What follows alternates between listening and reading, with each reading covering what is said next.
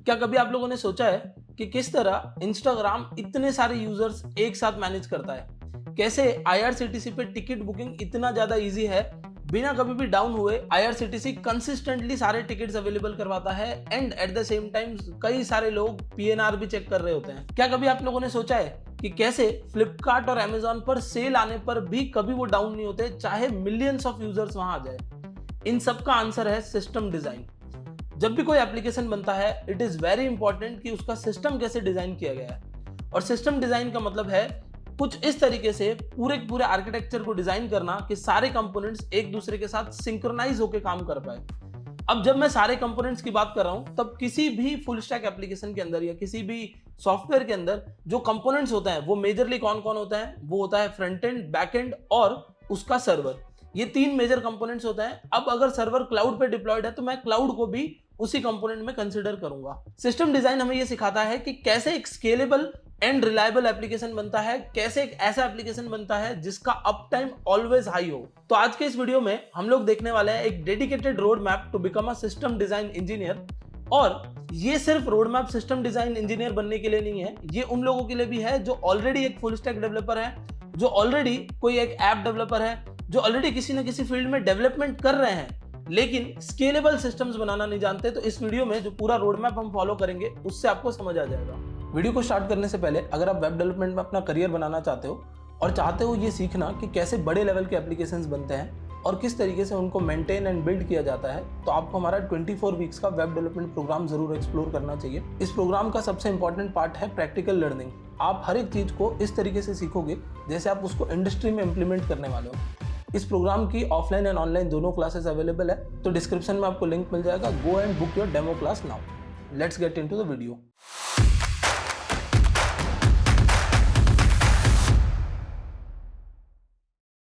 तो चलो स्टार्ट करते हैं और सबसे पहले बात करते हैं कि क्या हमें सीखना है सिस्टम डिजाइन के अंदर। तो देखो, सबसे मोस्ट इंपॉर्टेंट पार्ट ये होता है किसी भी चीज को सीखने से पहले कि वो हम क्यों सीखें। तो आपको यहां स्टार्ट करना है ये समझने से कि सिस्टम डिजाइन एक्चुअली होता क्या है और कैसे उसको अप्रोच करना है। तो देखो, सिस्टम डिजाइन एग्जैक्टली क्या होता है। सिस्टम डिजाइन को हमने जैसे अभी स्टार्टिंग में समझा कि सिस्टम डिजाइन की हेल्प से हम बड़े स्केलेबल एप्लीकेशंस बना सकते हैं, ऐसे एप्लीकेशंस जो ऑलवेज अवेलेबल हो। बट सिस्टम डिजाइन को कैसे पढ़ना है या क्यों पढ़ना है, ये भी एक मोस्ट इंपॉर्टेंट क्वेश्चन है। तो पहले आपको ये समझ लेना है कि सिस्टम डिजाइन क्या है और क्यों पढ़ना है।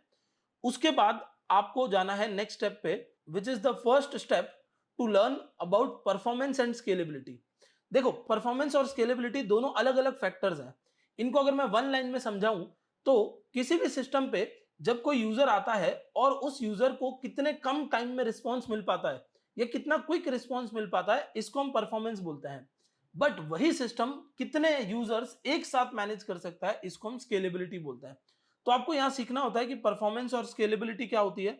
जैसे आपने ये कवर कर लिया, फिर आप नेक्स्ट स्टेप पे जाते हो और बात करते हो लेटेंसी एंड थ्रूपुट की। अब यहां पर हम लेटेंसी और थ्रूपुट में कुछ ऐसे समझेंगे कि लेटेंसी का मतलब है कि कितना क्विक कोई सिस्टम रिवर्ट कर पाता है, और थ्रूपुट मतलब कितने सारे ऑपरेशंस वो एट अ टाइम कर पाता है या कितना आउटपुट दे पाता है। तो अल्टीमेटली वो परफॉर्मेंस और स्केलेबिलिटी का ही एक पार्ट हो जाएगा। आप उसको जब कवर करोगे तो आप परफॉर्मेंस और स्केलेबिलिटी के अंडर ही इसको पढ़ रहे होगे। इसके बाद नेक्स्ट टॉपिक आता है हमारा अवेलेबिलिटी एंड कंसिस्टेंसी का। अवेलेबिलिटी और कंसिस्टेंसी दो अलग अलग पार्ट्स हैं।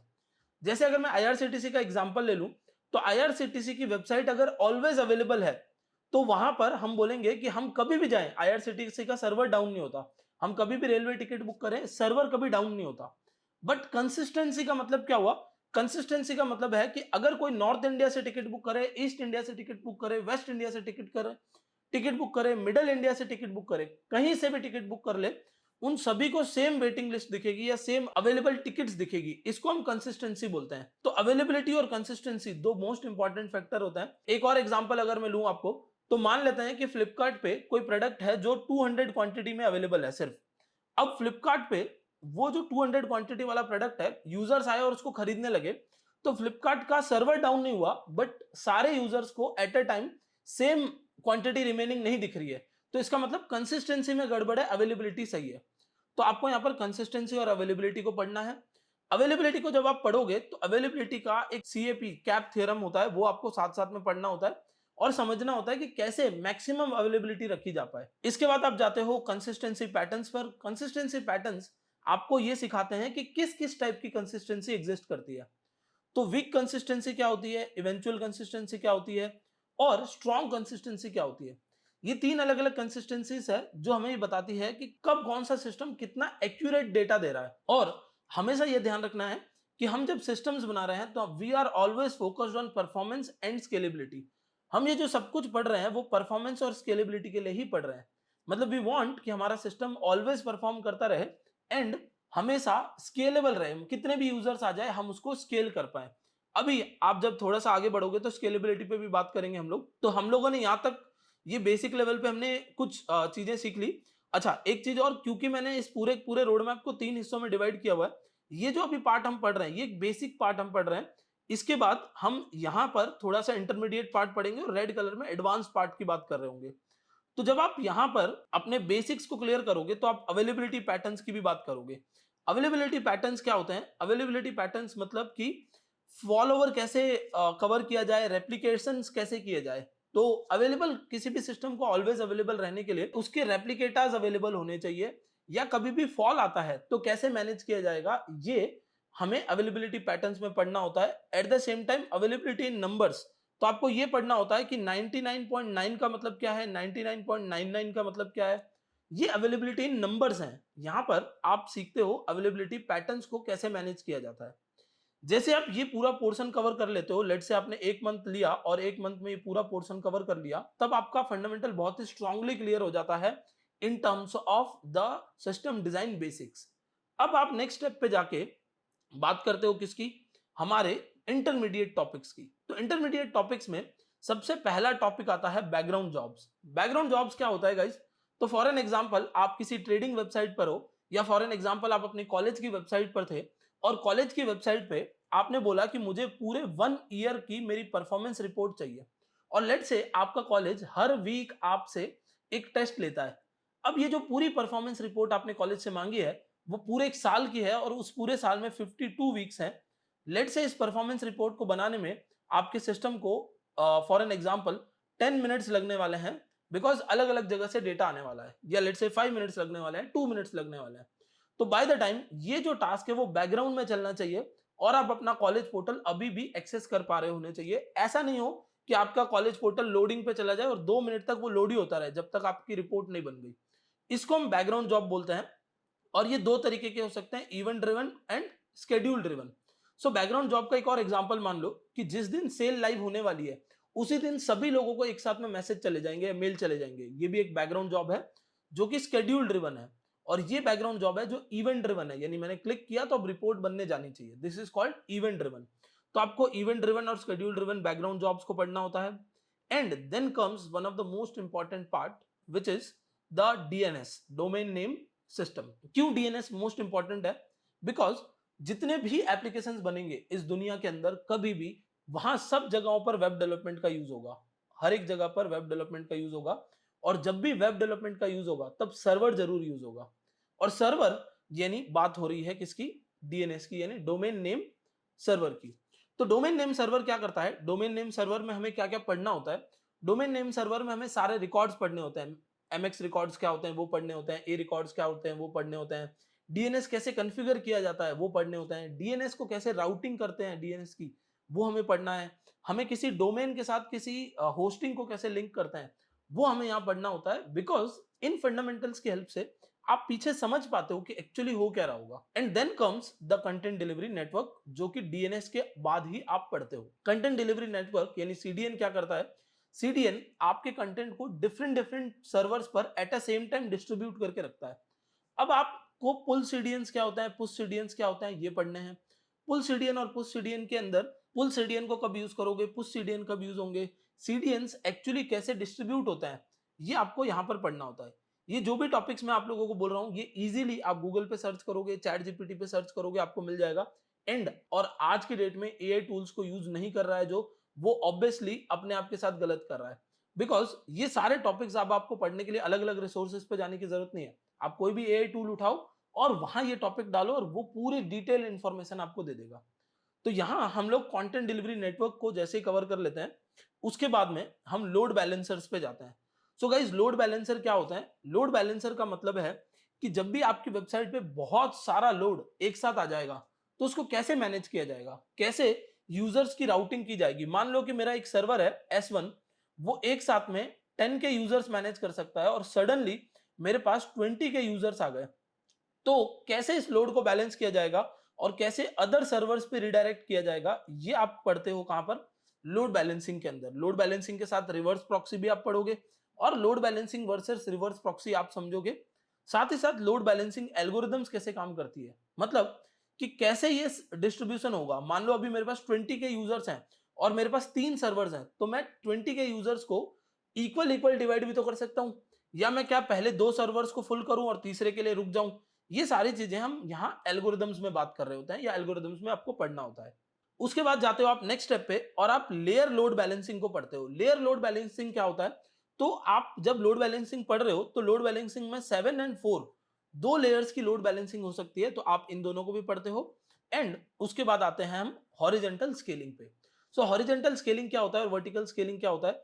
तो वर्टिकल स्केलिंग का मतलब क्या है? वर्टिकल स्केलिंग का मतलब है कि एक ही सर्वर को और हाई कॉन्फ़िगर बनाते जाना। मतलब कि मान लो मेरे पास पहले कोई सर्वर था जिसके अंदर मेरी 128 जीबी की रैम थी, ठीक है, क्योंकि सर्वर्स में हो सकती है। अब मैं इसी को 256 जीबी बना दूं, तो ये हो गई मेरी वर्टिकल स्केलिंग। मैं ऊपर की तरफ बढ़ते जा रहा हूं, मैं इसी स्टोरेज को, इसी सर्वर को और हैवी बनाते जा रहा हूं, और हार्ड डिस्क लगाते जा रहा हूं, और मैं इसके अंदर हमारे स्टोरेज को बढ़ाते जा रहा हूं। बट हॉरिजेंटल स्केलिंग क्या होती है? हॉरिजेंटल स्केलिंग ये एग्जांपल है जिसके अंदर हम मल्टीपल सर्वर्स को एक साथ कनेक्ट करते हैं और मल्टीपल सर्वर्स की हेल्प से हम अपने लोड को बैलेंस करते हैं। तो जब आप यहां पर लोड बैलेंसिंग पढ़ रहे हो, तब आपको ये टॉपिक्स बहुत बहुत इंपॉर्टेंटली पढ़ने हैं, बिकॉज इससे ऊपर जो हमने पढ़ा ये सिर्फ थियरी थी, ये सिर्फ थियोरेटिकल कंसेप्ट्स हैं। एक्चुअल इन थियोरेटिकल कंसेप्ट्स का जो इंप्लीमेंटेशन है वो यहाँ पर इस येलो कलर के टैब्स में बनाया हुआ है मैंने। ये ग्रीन कलर जो है वो थियोरेटिकल कंसेप्ट है मेरे। इसके बाद ये जो हमारे इंप्लीमेंटेशन हैं वो बहुत इंपॉर्टेंट रोल प्ले करते हैं। तो अब जब आप लोड बैलेंसिंग पढ़ चुके होते हो, उसके बाद आप बात करते हो किसकी? एप्लीकेशन लेयर की। एप्लीकेशन लेयर क्या होता है? एप्लीकेशन लेयर के अंदर हम डिसाइड करते हैं कि हमारा एप्लीकेशन किस तरीके का बनेगा। क्या हमारा एप्लीकेशन माइक्रो सर्विस आर्किटेक्चर पे काम करेगा? क्या हमारे छोटे छोटे सर्विसेज अलग अलग जगह रन करेंगे? एक एग्जाम्पल के लिए हम आईआरसीटीसी की बात करें अगर, तो आईआरसीटीसी में टिकट बुकिंग कहीं और होगी, टिकट की अवेलेबिलिटी कहीं और चेक होगी, पीएनआर कहीं और चेक होगा, फूड अगर आपको बुक करना है कुछ, तो वो कहीं और होगा। इसको हम क्या बोलते हैं? माइक्रो सर्विस आर्किटेक्चर बोलते हैं। यानी हम अपने एप्लीकेशन को छोटे छोटे अलग अलग हिस्सों में डिवाइड करके रखते हैं, सो दैट कि कोई भी सर्विस कभी भी डाउन ना हो। एट अ टाइम सारी सर्विसेज अवेलेबल हो, और लेट से एक सर्विस डाउन भी हो गई तो उससे दूसरी सर्विस पे कोई इंपैक्ट ना पड़े। मान लेते हैं कि टिकट बुकिंग सर्विस अगर डाउन भी है तो भी पीएनआर चेक हमेशा चलता रहे। ये हम कहां पढ़ते हैं? यहां एप्लीकेशन लेयर्स में पढ़ते हैं। और हम बात करते हैं सर्विस डिस्कवरी की। सर्विस डिस्कवरी क्या होता है? तो सर्विस डिस्कवरी मतलब कि ये पता लगाना कि कौन सा सर्वर अभी अवेलेबल है, सो दैट कि वहां पर लोड को भेजा जा पाए या वहां पर रिडायरेक्शंस किए जा पाए।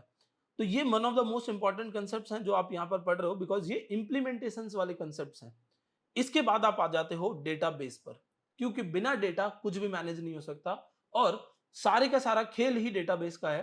तो जब हम डेटाबेस पे आते हैं, तो डेटाबेस पे दो तरीके के डेटाबेसेस को हम डिस्कस करते हैं, हमारा एसक्यूएल डेटाबेस और हमारा नॉन एसक्यूएल डेटाबेस। तो एसक्यूएल डेटाबेस यानी structured query language, non SQL यानी non structured query language database. अब स्ट्रक्चर्ड क्वेरी लैंग्वेज डेटाबेस में या नो एसक्यूएल डेटाबेस में की वैल्यू क्या होता है, डॉक्यूमेंट कैसे होता है, कॉलम वाइड कॉलम्स कैसे बनते हैं, और ग्राफ डेटाबेस क्या होते हैं, ये आप पढ़ते हो। तो जनरली मोंगोडीबी एक एग्जांपल है इस तरीके के डेटाबेसेस का। जब आप आरडीबीएमएस रिलेशनल डेटाबेस को, एसक्यूएल के अंदर आप क्या पढ़ते हो? माई एसक्यूएल को पढ़ सकते हो, क्या होता है, कैसे काम करता है, ये आपको पढ़ना होता है। आपको एसक्यूएल डेवलपर नहीं बनना है, बट आपको पता होना चाहिए कि जो डेटाबेस है ना वो कैसे काम करता है। बिकॉज जब आपको ये पता होगा ना कि पीछे डेटाबेस कैसे काम कर रहा है, तो आप और प्रॉपरली उस सिस्टम को डिजाइन कर पाओगे और प्रॉपरली मैनेज कर पाओगे। सिमिलरली आरडीबीएमएस यानी रिलेशनल डेटाबेस कैसे काम करता है, ये आपको डेटाबेस के अंदर सीख लेना होता है। तो मैं आपको बोलूंगा कि डेटाबेस को आप एटलीस्ट सीखने में 1 से 2 वीक तो दो। मतलब डेटाबेस को खुद से अच्छे से इंप्लीमेंट करके सीखो। ऑल्दो हम जो ये बात कर रहे हैं, हमने थियरी 1 महीने में पढ़ ली। ये जो हम सारा का सारा येलो कलर का पार्ट पढ़ रहे हैं, ये पढ़ने में हम 2 से 3 महीने लगाएंगे और बहुत अच्छे से इंप्लीमेंटेशन पे ध्यान देंगे। बिकॉज इंप्लीमेंटेशन मोस्ट इंपॉर्टेंट होता है। थियरी तो समझ आ गई, उस थ्योरी को कैसे इंप्लीमेंट करना है, ये हमें यहाँ पर कवर करना होता है। तो डेटाबेस को स्ट्रांगली कवर करने के बाद आप जाते हो नेक्स्ट स्टेप पे और बात करते हो कैशिंग की। सो कैशिंग क्या होता है गाइज? कैशिंग का मतलब है कि मैं मेरे सिस्टम को इतना ऑप्टिमाइज बनाऊं कि नेक्स्ट टाइम जब भी सेम रिक्वेस्ट आए तो मैं रिस्पॉन्स के लिए सारे के सारे ऑपरेशंस वापस ना करके वो जो प्रीवियस रिस्पॉन्स था वो भेज दूं। फॉर एन एग्जाम्पल 30 मिनट्स के लिए मैं एक एग्जाम्पल कंसिडर करता हूं कि किसी भी सिटी में 30 मिनट तक तो कोई वेदर चेंज नहीं होने वाला है। 30 मिनट तक अगर कोई भी आता है और बोलता है कि what is the weather in Jaipur, let's say मैं जयपुर में हूं अभी, तो बात करते हैं कि जयपुर का वेदर क्या है। तो उस टाइम पे 30 मिनट्स तक मैं वापस से सारे प्रोसेसेस नहीं चलाऊंगा, डेटाबेस में नहीं जाऊंगा, किसी एपीआई को कॉल नहीं करूंगा, कोई भी सर्वर को रीच आउट नहीं करूंगा, और जो मेरे पास एग्जिस्टिंग, जो मैंने पिछली बार रिस्पॉन्स निकाला था ना, वही मैं वापस दे दूंगा। इसको हम कैशिंग बोल सकते हैं या इसको हम कैशिंग बोलते हैं।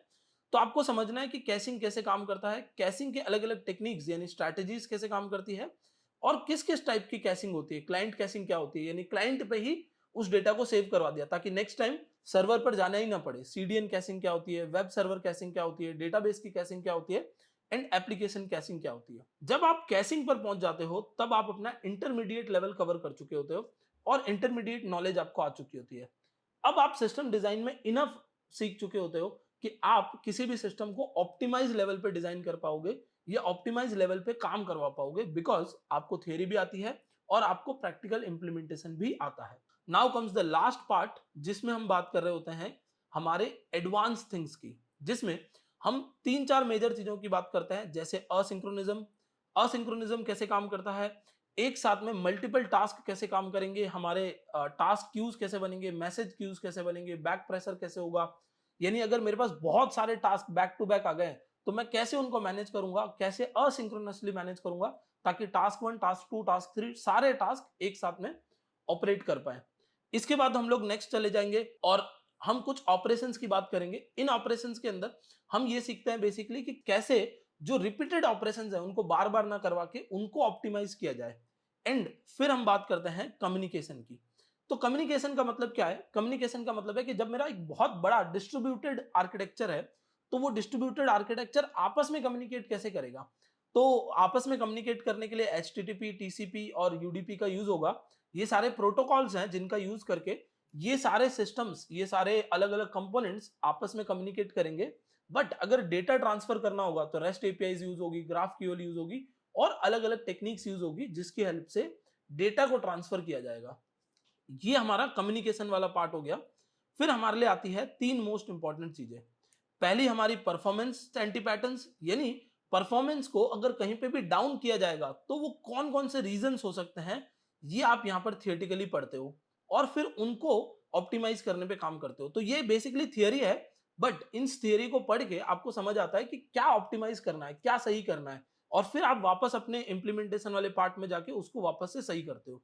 सो कौन कौन सी चीजें हैं जो परफॉर्मेंस को हैम्पर करेगी वो आप पढ़ सकते हो। Busy front end, busy database, noisy neighbourhood या सिंक्रोनस 1-0 के ऑपरेशन जो हो रहे हैं, रीड राइट ऑपरेशन हो रहे हैं, उनको आप देख सकते हो। नो कैशिंग, कहीं कैशिंग नहीं लगी हुई है तो हमारा सिस्टम डाउन हो सकता है।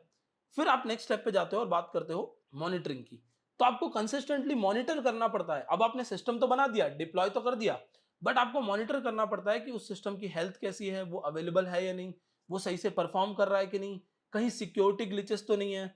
यूजेस मॉनिटर करने पड़ते हैं कि कैसे उनके यूजेस हो रहे हैं, जितने भी इंस्ट्रूमेंटल्स वहां पर है उनको मैनेज करना है। विजुअलाइजेशन एंड अलर्ट्स, जो भी सिस्टम जब क्रैश होने वाला है या कोई लॉग में आपको चेक करते रहना पड़ता है कि कोई एरर्स तो नहीं है जो बार बार आ रही है, लॉग में सेव हो रही है। तो ये आप बेसिकली मॉनिटरिंग के पार्ट पर आप पूरा पूरा डिस्कस कर रहे होते हो या पढ़ रहे होते हो। फिर आप जाते हो किस पे? क्लाउड डिजाइन पैटर्न्स पे। क्लाउड डिजाइन पैटर्न्स में आप यहां पर ये सीखते हो कि अगर यही सिस्टम मुझे क्लाउड पे डिप्लॉय करना होगा तो क्या होगा, डिजाइन एंड इंप्लीमेंटेशन कैसे होगा, डेटा कैसे मैनेज होगा, मैसेजिंग कैसे होगी, और उनकी ये सारी टेक्निक्स जो यहां पर मैंने नीचे लिखी हुई है, आप वीडियो को पॉज कर सकते हो और एक बार इसका स्क्रीनशॉट ले सकते हो या इन सारी टेक्निक्स को पढ़ सकते हो। तो ये आपका पूरा एक सिस्टम डिजाइन रोड मैप है जो मैं मान के चलता हूं कि 5 से 6 महीने आपको लगेंगे अगर आप एवरी डे 6 आवर्स दे रहे हो ईच डे। ठीक है, अगर रोज आप 6 घंटे देते हो पढ़ने के लिए तो आप 5 से 6 महीने में इस पूरे रोड मैप को कवर करोगे और एक अच्छे सिस्टम डिजाइन इंजीनियर बन पाओगे। बिकॉज जो सिस्टम को डिजाइन करना जानता है वो स्केलेबल एप्लीकेशंस बना सकता है, और बिना स्केलेबल और बिना हाई परफॉर्मेंस एप्लीकेशंस के आप कभी भी किसी बिजनेस को बड़ा नहीं बना सकते। सो आई होप गाइस ये रोड मैप आपको अच्छे से क्लियर हो गया होगा और आप आज ही अपनी सिस्टम डिजाइन की जर्नी स्टार्ट करने वाले होगे। अगर आप अपनी सिस्टम डिजाइन जर्नी आज से स्टार्ट करने वाले हो तो नीचे कमेंट में लिखो आई एम स्टार्टिंग टुडे। और अगर किसी टॉपिक पे आप रोड मैप देखना चाहते हो या कोई और वीडियो देखना चाहते हो तो नीचे कमेंट में वो भी मेंशन कर दो। नेक्स्ट वीडियो में हम कुछ और इंटरेस्टिंग रोड मैप के साथ मिलेंगे। और एक चीज याद रखना, सीखना कभी बंद नहीं करना है, बिकॉज जो सीखता है वही दुनिया बदलता है। That's it for this video, thank you so much.